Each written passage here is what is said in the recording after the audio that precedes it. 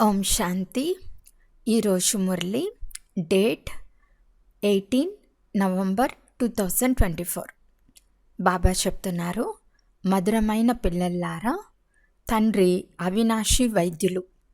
ఒక్క మహామంత్రంతోనే మీ సర్వ దుఃఖాలను దూరం చేసేస్తారు.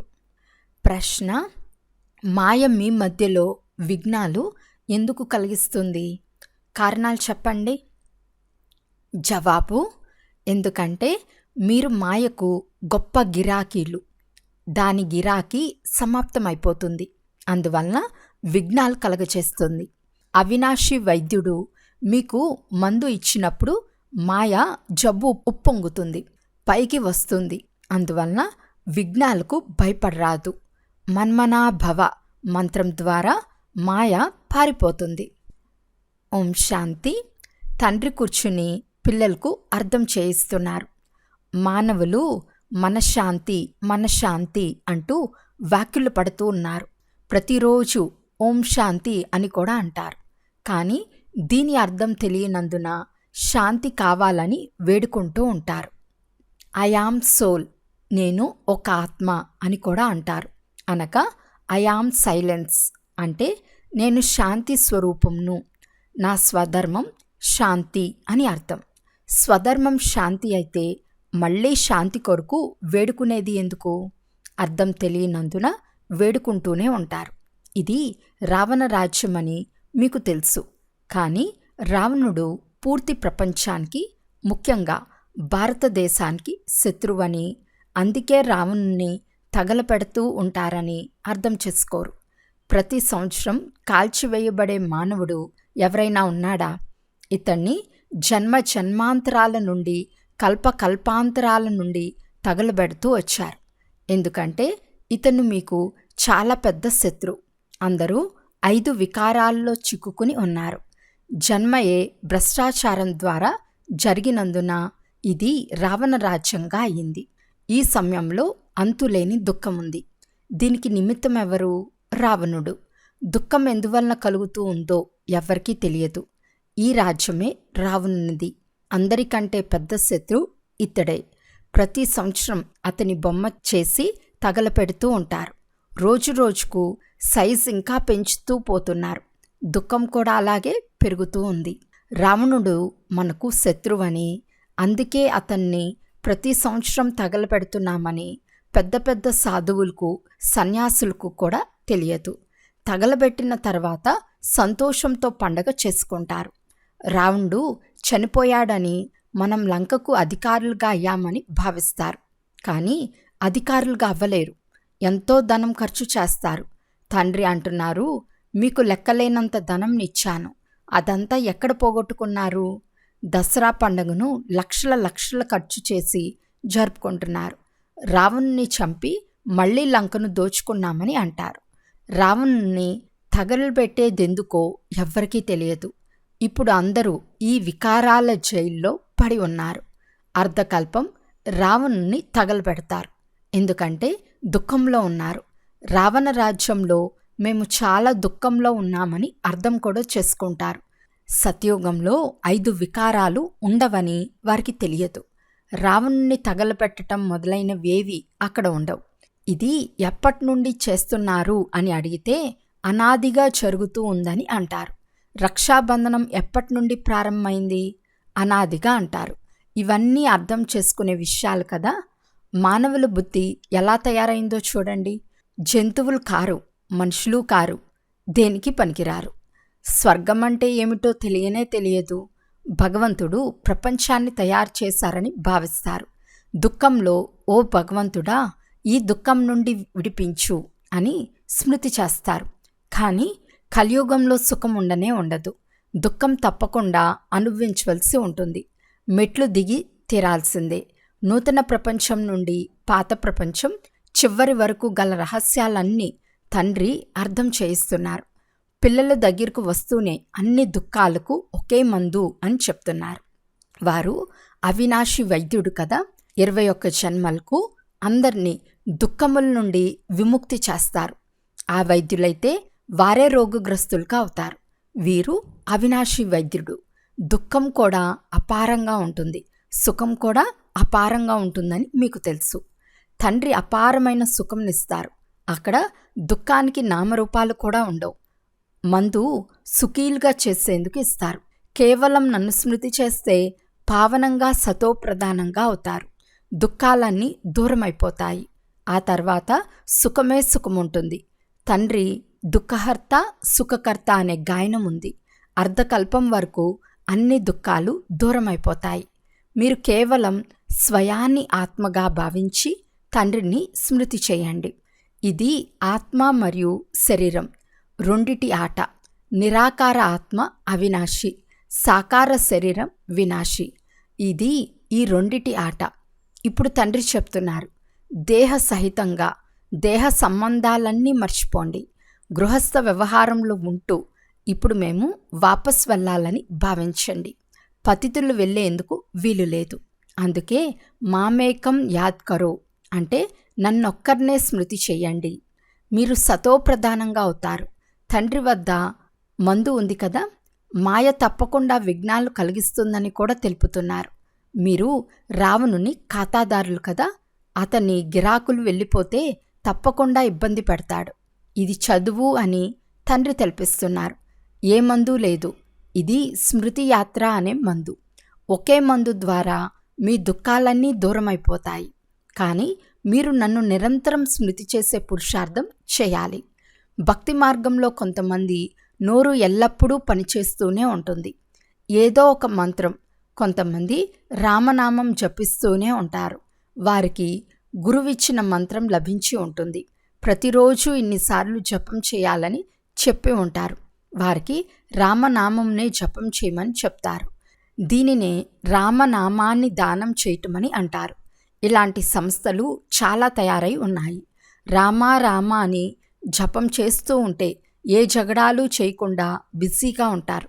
ఎవరైనా ఏమైనా అన్నా బదులు చెప్పరు. అయితే చాలా కొద్దిమంది ఇలా చేస్తారు. కానీ ఇక్కడ తండ్రి చెప్తున్నారు, నోటితో రామా రామ అని చెప్పనవసరం లేదు. ఇది అజపా జపం. కేవలం తండ్రిని స్మృతి చేస్తూ ఉండండి. నేను ఏమీ రాముణ్ణి కానని తండ్రి చెప్తున్నారు. రాముడు త్రేతాయుగానికి చెందినవాడు. అక్కడ అతని రాజ్యం ఉండేది కనుక ఆ రాముణ్ణి జపించే పని లేదు. ఇప్పుడు తండ్రి చెప్తున్నారు, భక్తి మార్గంలో ఇలా స్మృతి చేస్తారు. పూజలు చేస్తూ మీరు మెట్లు క్రిందకు దిగుతూనే వచ్చారు. ఎందుకంటే అవన్నీ అధర్మయుక్తమైనవి. ధర్మయుక్తమైన వారు ఒక్క తండ్రి మాత్రమే. వారిప్పుడు కూర్చుని పిల్లలైన మీకు అన్నీ అర్థం చేయిస్తున్నారు. ఇది మర్చిపోయే ఆట. ఏ తండ్రి నుండి ఇంత అనంతమైన వారసత్వం లభిస్తుందో వారిని స్మృతి చేస్తే వారి ముఖం మెరిసిపోతూ ఉంటుంది. సంతోషంతో ముఖం వికసిస్తుంది. ముఖంపై చిరునవ్వు వచ్చేస్తుంది. ఆ తండ్రిని స్మృతి చేస్తున్నందున మనం ఎలా తయారవుతామని మీకు తెలుసు.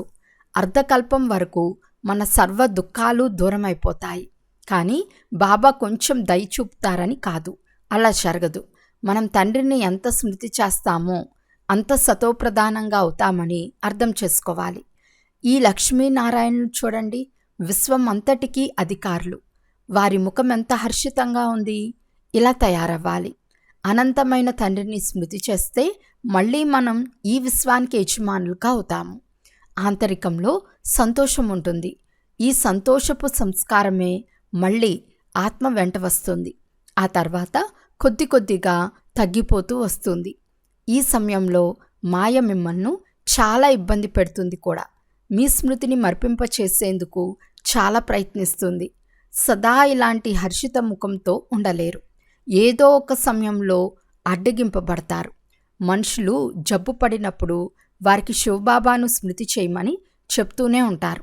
కానీ శివబాబా ఎవరో ఎవరికీ తెలియకుంటే ఏమని స్మృతి చేయాలి, ఎందుకు స్మృతి చేయాలో కూడా తెలియదు. ఆ తండ్రిని స్మృతి చేస్తే మనం తమోప్రధానం నుండి సతోప్రధానంగా అవుతామని పిల్లలైన మీకు తెలుసు. దేవీ దేవతలు సతోప్రధానంగా ఉంటారు కదా, దానిని దైవీ ప్రపంచమని అంటారు. మానవ ప్రపంచమని అనరు. మనుషులనే పేరు ఉండదు.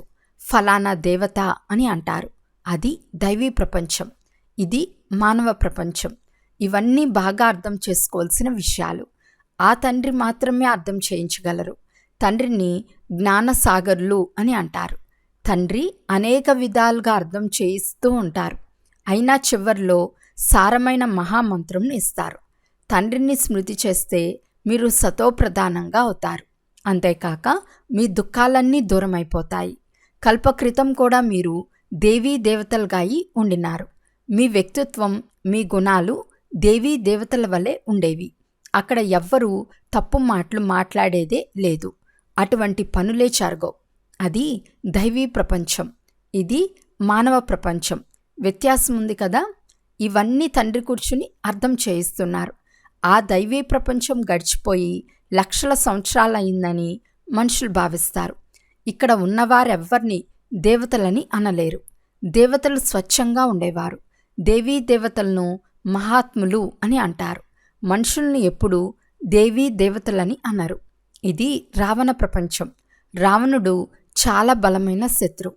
ఇటువంటి శత్రువు ఎవ్వరూ ఉండరు. ప్రతి సంవత్సరం మీరు రావణుని తగలపెడతారు. రావణుడు ఎవరో ఎవ్వరికీ తెలియదు. ఇతను మానవుడు కాదు. 5 వికారాలనే రావణుణ్ణి అంటారు. అందుకే దీనిని రావణ రాజ్యమని అంటారు. ఇప్పుడు రాజ్యం 5 వికారాలదే కదా.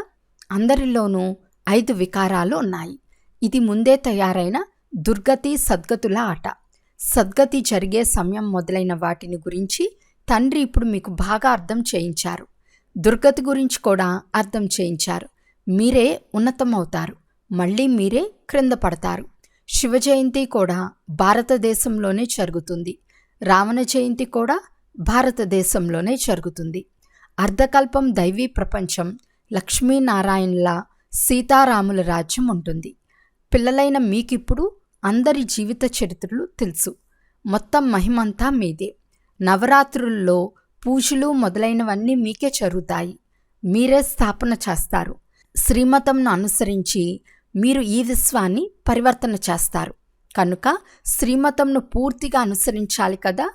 పురుషార్థం నెంబర్ వార్గా చేస్తూ ఉంటారు. స్థాపన జరుగుతూ ఉంటుంది. ఇందులో యుద్ధం మొదలైన విషయాలేవీ లేవు. ఈ పురుషోత్తమ సంగం యుగం పూర్తిగా భిన్నమైందని ఇప్పుడు మీకు తెలుసు. ఇది పాత ప్రపంచ అంతిమం మరియు నూతన ప్రపంచ ఆది సమయం. పాత ప్రపంచం పరివర్తన చేసేందుకే తండ్రి వచ్చారు. మీకు ఎంతగానో వివరంగా అర్థం చేయిస్తున్నారు. కానీ మర్చిపోయేవారు చాలామంది ఉన్నారు. ఉపన్యసించిన తర్వాత ఈ పాయింట్లు అర్థం చేయించి ఉండాలని గుర్తుకు వస్తుంది. కల్పకల్పం ఎలా స్థాపన అవుతుందో అదేవిధంగా ఉన్నది ఉన్నట్లుగానే జరుగుతూ ఉంటుంది. ఎవరు ఏ పదవి పొందారో అదే పదవి పొందుతారు. అందరూ ఒకే విధమైన పదవిని పొందలేరు. ఉన్నతాతి ఉన్నతమైన పదవులకు పొందేవారు ఉన్నారు. అతి తక్కువ పదవిని పొందేవారు కూడా ఉన్నారు.